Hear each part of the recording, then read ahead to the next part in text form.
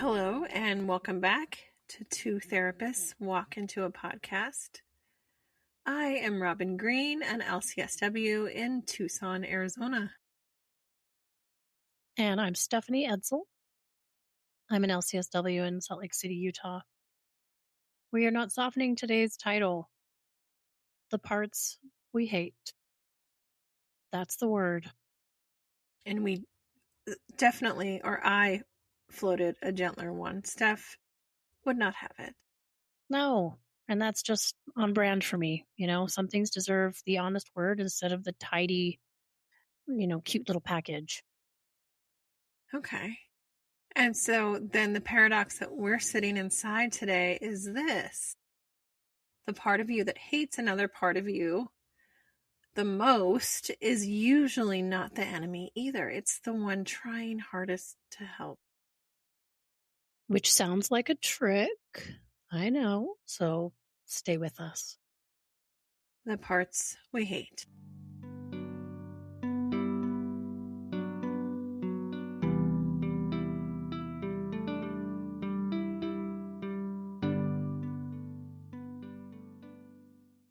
Allowing ourselves to arrive gently, because today asks a little more of us than usual.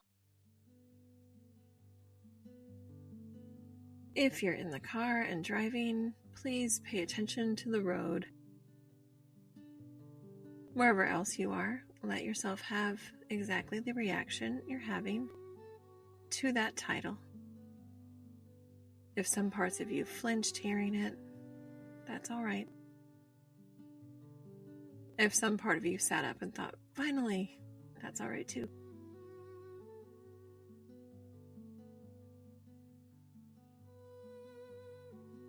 Allowing yourself to be here, willing to listen in whatever capacity you are allowing.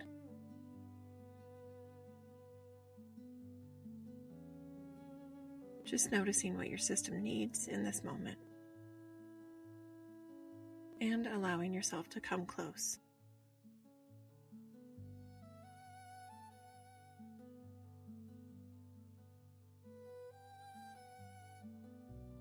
Maybe there's a part of you that showed up to protect you long before this episode existed. Today is not about defeating it. Today could be about finding out what it's actually been trying to do this whole time.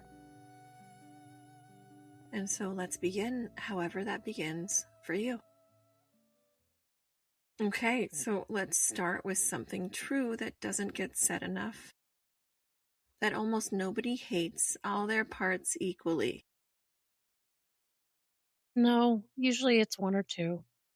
Often the ones we've already met. The one that goes blank. The one that says yes before really thinking it through. Or the one that can't sit alone for an evening without reaching for somebody. The quiet ones mostly, not fight. Usually people tend to at least respect their fighter, even when it embarrasses them. It's the freeze, fawn, and flock that take the worst of it.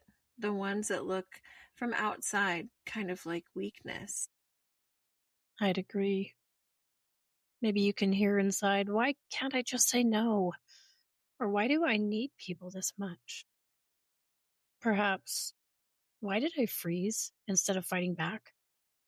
That particular flavor of contempt is what we're talking about. And then underneath that flavor is something worth slowing down for today. That voice delivering the verdict isn't just you being honest with yourself. It's a part two. It has a job. Please say more on that.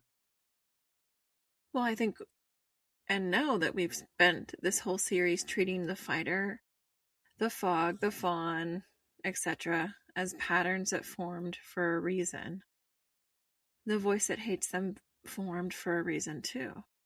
It sounds like an objective referee kind of standing outside the system calling the truth.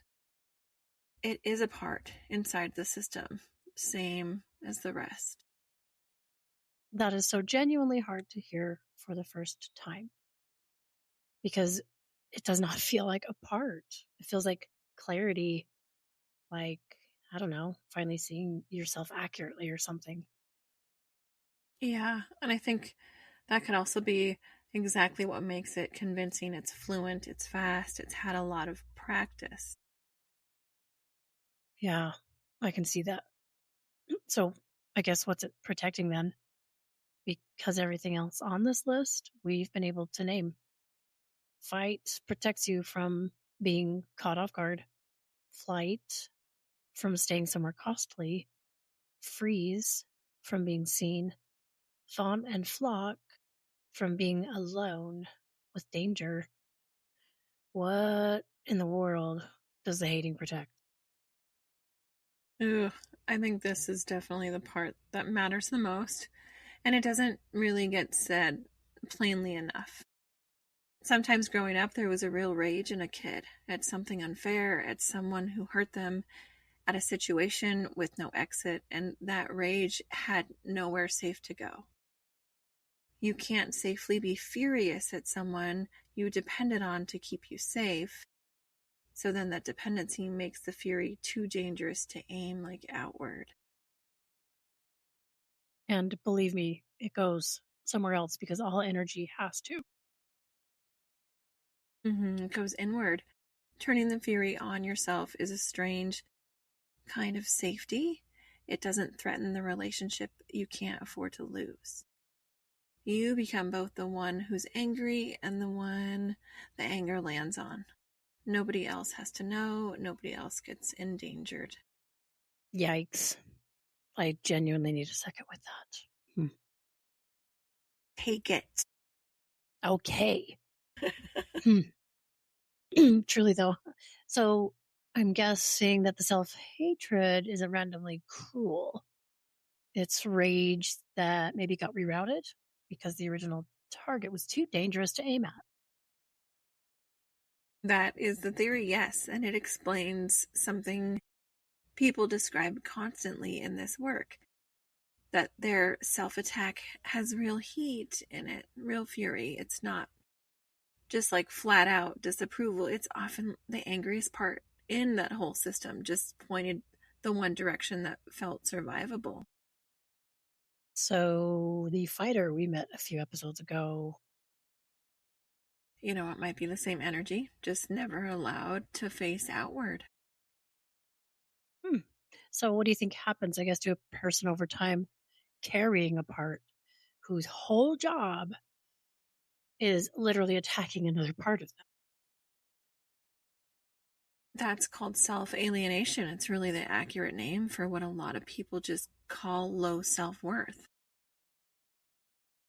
Not really an opinion about yourself, but an internal split, a survival self that learned to run things by force, and then a truer, younger self underneath that only ever wanted to be wanted. One person really holding both. What a dialectic. Hmm. Oneself doing two very different jobs at once. And one of those jobs is guarding the other. And guarding, remember, is still protecting.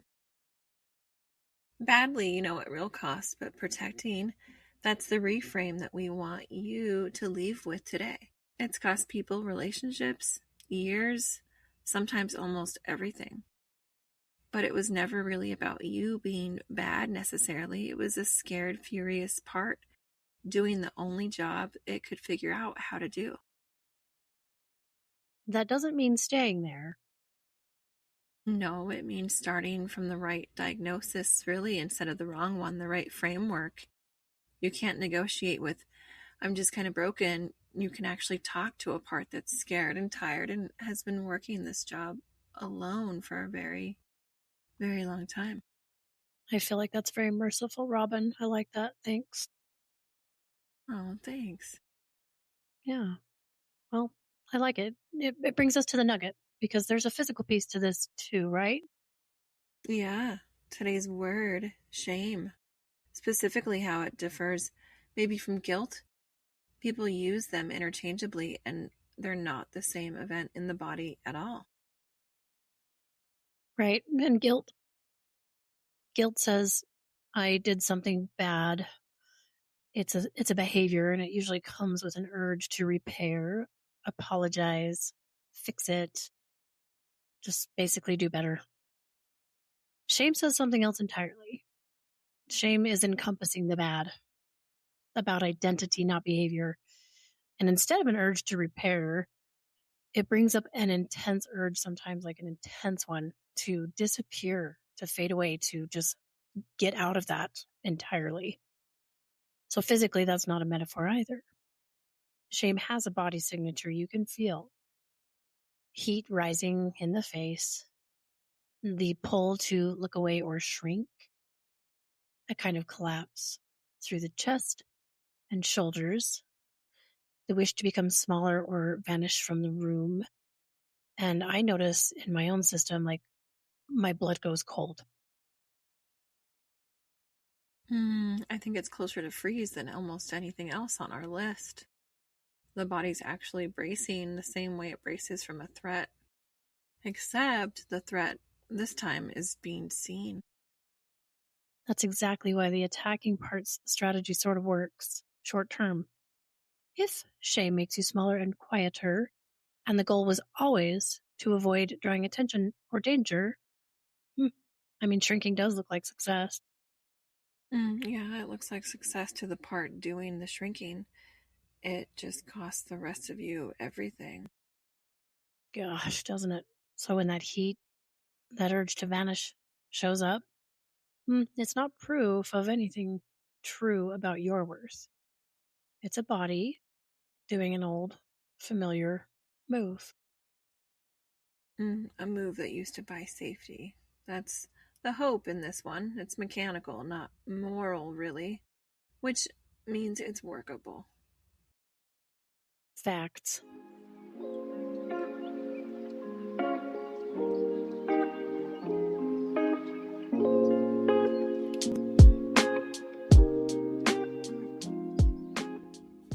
Today's skill, we're calling it Behind the Hate. When that voice shows up, the fast one, the fluent one, the one that sounds absolutely certain, you're not going to argue with it. Arguing treats it like a debate to win. Yeah, but so instead you ask it one question internally. What are you afraid will happen if you stop? And then you actually wait. You might not get words back, not initially. Maybe you just get a feeling, a tightening, a flash of an old scene. Gosh, maybe nothing at all. And whatever comes up is useful because underneath almost every version of that voice is some version of the same fear. If I stop attacking, something worse gets in. Rejection, danger, being caught off guard by a hurt this part remembers exactly. In essence, you're not trying to make it stop today. You're trying to find out what job it thinks it's doing. Yep, you can't reason with a job you don't know about, but you can start a conversation with one that you do.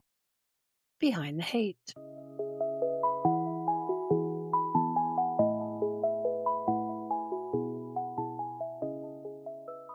So here's what we'll leave you with this week.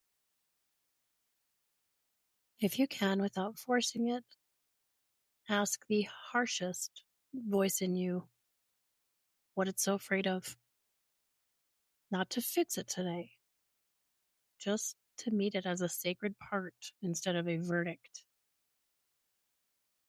Ooh, so take your time with that one. It's not light. Nope, it is not. And next time, this is the last one in the series. This is called All of You, Welcome. And where all of this actually goes. Every part we've met this whole series in one room, finally. Yay! Thank you for being here for this one, especially. We know it's not an easy episode to sit inside, and you did it anyway. That's right. Stephanie, it's been really great. I think that I've learned a lot through this series. And as always, it's definitely influenced how I show up with my clients.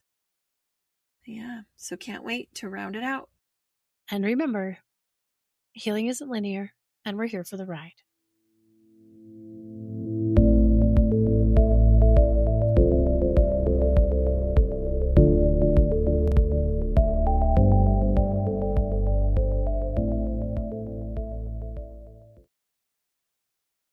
This podcast is for educational purposes only, and it is not a substitute for therapy, medical care, or professional advice. Listening to this podcast or this episode does not create a therapeutic, clinical, or professional relationship with us.